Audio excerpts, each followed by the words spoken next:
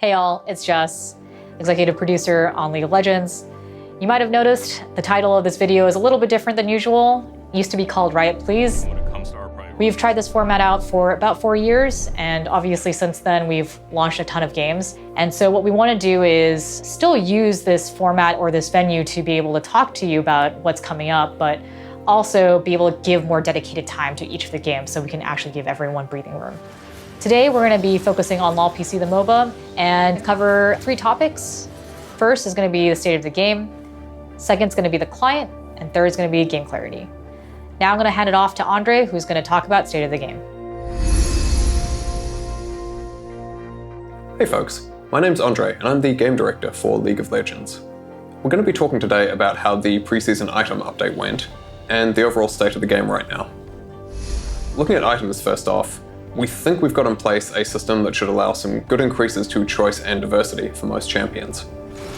At the moment though, individual item balance is often overshadowing what could be interesting choices. Items like Sunfire or Gore Drinker have just been universally good choices for the damage or healing they bring. And so one of our first priorities has been chipping items like that down so they're not just dominating in terms of raw stats. On the other side of things, we've then also got some items that just haven't been delivering. So we've been doing work on things like Chemtech Putrefier, which we've been broadening the feasible users there. In addition to that stuff, we're also looking at adding some new non-mythic items to fill in some gaps. A couple of examples of those are an enchanter item we're trying that's meant to be good against dive or anti-carry heavy teams, or a tank item aimed at countering split pushes, so that even if you're not a split pushing champion yourself or able to just 1v1 a split pushing trend or whatever, there's still a good item to turn to in those situations. So let's look at mythic items in a bit more detail. One of the things we particularly want to avoid is when champions are hard bound to a particular mythic. We're defining hard binding as when a champion buys that item in 75% or more of their games. Sunfire is a good example of that, with a lot of tanks buying Sunfire in 80% plus of their games. Post nerfs, that's down to about 45%, which we think is a lot healthier. Fighters and assassins are also purchasing a pretty wide range of options in most cases. And marksmen are in a fairly reasonable spot, with all 3 of the mythics aimed particularly at them. On the other end of things, enchanters and mages by contrast we think need some more work on their mythic items, both in terms of the satisfaction from purchasing them and some of the actual choice architecture as well. Let's talk about a hot topic this year now, the amount of burst damage in League. Our goal with the preseason was to not increase the amount of burst damage in the game. Some of our initial tuning and design with items, however, did result in burst going up.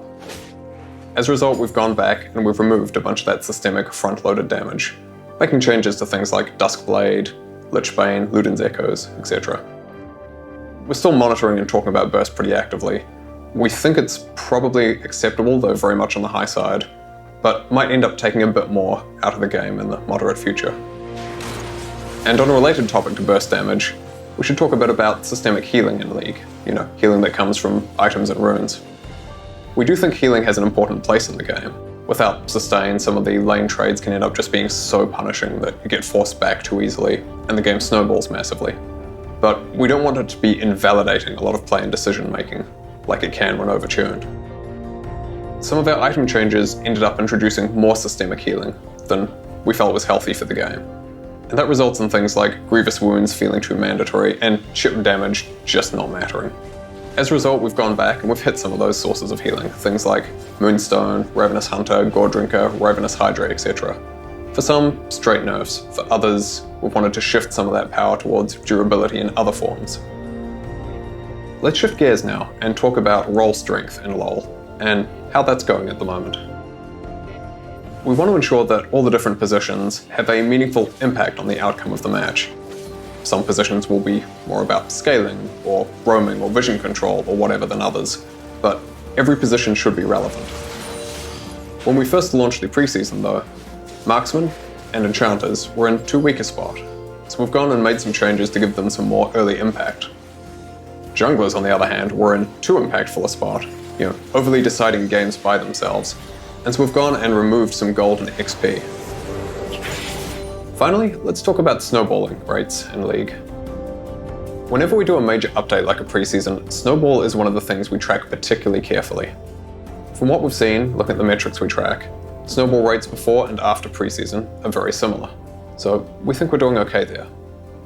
Having said that, this is also one of the things we'd like to focus on more in the future, get to an even better spot if possible. And so comeback mechanics especially are one of our potential focuses for this year's coming preseason. We particularly want to address cases where you're behind and it just sort of feels a bit hopeless. It's unclear what you should do to get back in the game. Or it's clear, but it's basically just wait for the other team to screw up. So we're exploring ways to give a losing team plays they can try and make when things aren't going their way. Thank you for watching, folks. Here's Jess again. All right, let's get into the client.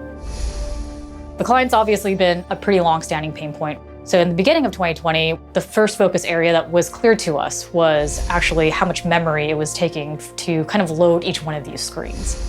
We then basically optimized each one of those screens and was hoping for an improved overall navigation experience. But champ select and end of game screen continued to be pain points for players, and so we took a special look at them. What you should see at the end of the day is a significantly faster client compared to the start of 2020. Now, a bunch of you have kind of mentioned, the social panel is still an issue for you. All those issues that you see with friends not showing up, things like that, we're going to be addressing that this year. The second thing that we're going to be looking into is stability. We've seen kind of the crash reports that players have been sharing with us, so we want to take a pretty firm stance and actually do a full burn down on all the crashes, and so we're going to be addressing a lot of those too. Next, I want to touch on game clarity. Game clarity is one of those things that all the teams kind of work on in a more evergreen way for any of the content that they make. But we want to bring up this topic right now because it's been over 10 years and we've pushed a lot of champions and skins to the game. And so what we want to make sure we don't betray is kind of that level of competitive integrity where now characters might be unreadable or hard to understand what they do or how do you play against them. The first input into that framework is the silhouette. It's the foundation for all of our champions, and we want to make sure that each and every champion has a distinct silhouette. So for example, take Senna. Senna is one of those champions that her silhouette is kind of defined by her ginormous gun. And so you can kind of understand that that gun is her source of power. And what we can do is kind of stretch all the other elements that kind of surround her abilities, because at the end of the day, the enemy knows that it's all going to be coming from this gun. I'll also give a counterexample. Lee Sin is a pretty tough character to actually make skins for, not because he's a complex character by any means, but actually because he has very few distinguishing factors about him. But his animations are what makes him really Lee Sin. And so when we were creating Dragonmancer Lee Sin, it was actually pretty tough. What ended up happening is, when the skin reached PPE, people were starting to notice that they couldn't really recognize that this was Lee Sin. And that was a little bit hard for them to kind of play against. As we saw that feedback come in, we made adjustments and Dragonmancer Lee Sin is better for it now, but that's the kind of problem that I'm kind of alluding to when we're describing the importance of working around a silhouette of a champion, but also being cognizant of each of the pieces and how they contribute to the readability of a champion. Next on the list is a new thematic called Space Groove. Space Groove is this kind of wacky, retro-futuristic thematic that we've been really excited to see come to life. It also includes a new champion that will be joining that skin line.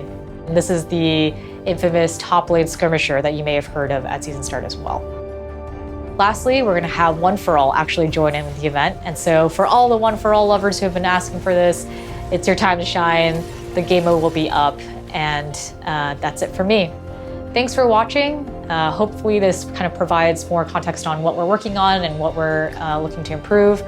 Feel free to give any feedback for all of it, and see you on the Rift.